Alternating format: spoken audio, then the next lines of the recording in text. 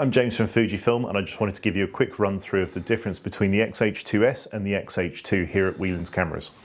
So the X-H2S and X-H2 share exactly the same body, shape and style, so the controls are exactly the same, the battery is exactly the same, and they both take this optional battery grip if you want to use it.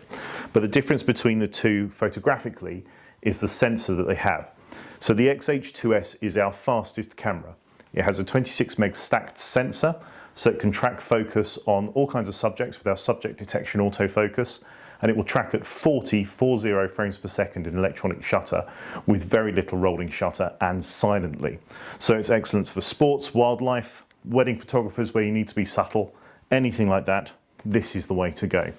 The X-H2 here is very fast, but it has a 40 megapixel sensor, so it's ideal for landscapes, architecture, group shots for weddings, or anything where you need really fine detail on a huge image.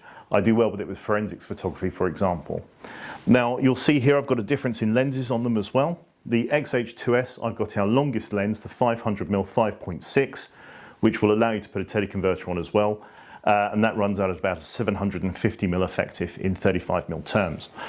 The X-H2 here has the 1655 2.8, which is a constant 2.8, which gives you the equivalent of 24 to 70.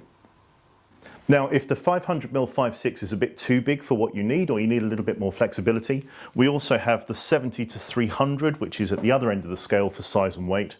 This 70 to 300 is here on my X-T50, and as you'll see, it's really small, really lightweight, and even when fully extended is not too big.